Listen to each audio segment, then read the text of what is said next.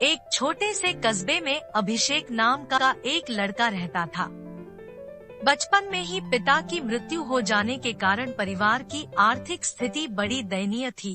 अभिषेक की माँ कुछ पढ़ी लिखी जरूर थी, लेकिन उतनी पढ़ाई से नौकरी कहाँ मिलती। किसी तरह से दूसरों के घरों में बर्तन मांजकर और सिलाई बुनाई करके अपने बच्चे को पढ़ा लिखा रही थी।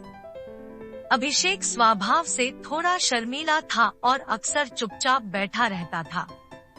एक दिन जब वो स्कूल से लौटा तो उसके हाथ में एक लिफाफा था। उसने माँ को लिफाफा पकड़ाते हुए कहा, माँ, मास्टर साहब ने तुम्हारे लिए ये चिट्ठी भेजी है, जरा देखो तो इसमें क्या लिखा है। माँ ने मन ही मन चिट्ठी पढ़ी और मुस्कुरा कर बोली, बेटा, इसमें लिखा है कि आपका बेटा काफी होशियार है। इस स्कूल के बाकी बच्चों की तुलना में इसका दिमाग बहुत तेज है और हमारे पास इसे पढ़ाने लायक शिक्षक नहीं है, इसलिए कल से आप इसे किसी और स्कूल में भेजें। यह बात सुनकर अभिषेक को स्कूल न जा पाने का दुख तो हुआ, पर साथ ही उसका मन आत्मविश्वास से भर गया कि वो कुछ खास है और उसकी बुद्धि बहुत तेज है। माँ ने उसका दाखिला एक अन्य स्कूल में करा दिया।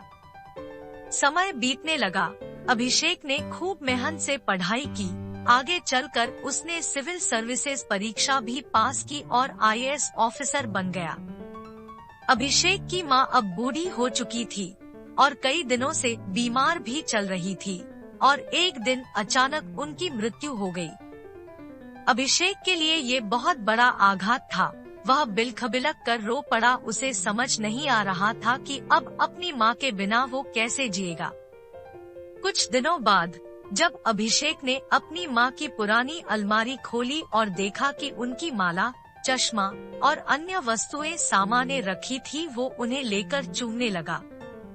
उस अलमारी में अभिषेक के पुराने खिलौने और बचपन के कपड़े तक संभाल कर रखे हुए थे। अभिषेक एक एक कर सारी चीजें निकालने लगा और तभी उसकी नजर एक पुरानी चिट्ठी पर पड़ी। दरअसल ये वही चिट्ठी थी जो मास्टर साहब ने उसे 21 साल पहले दी थी। नम आँखों से अभिषेक उसे पढ़ने लगा। चिट्ठी में लिखा था, आदरणीय अभिभावक, आपको बताते हुए हमें अफसोस हो रहा है कि आपका बेटा अभिषेक पढ़ाई में बेहद कमजोर है और खेलकूद में भी भाग नहीं लेता है। जान पड़ता है कि उम्र के हिसाब से अभिषेक की बुद्धि विकसित नहीं हो पाई है, अतः हम इसे अपने विद्यालय में पढ़ाने में असमर्थ हैं।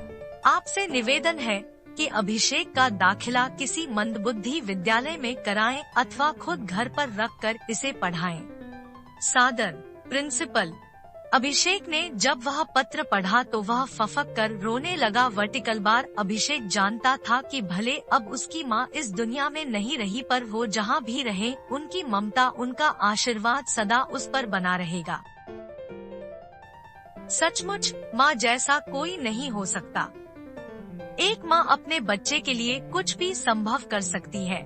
माँ की ममता और प्रेम ही संसार में एक लौता सच्चा निस्वार्थ प्रेम है। वर्टिकल बार माँ को सम्मान दे, सबसे ऊपर रखे हर इंसान के लिए। संसार में अगर कोई उसके लिए जीता है तो वो है उस इंसान की जन्मदाता माँ।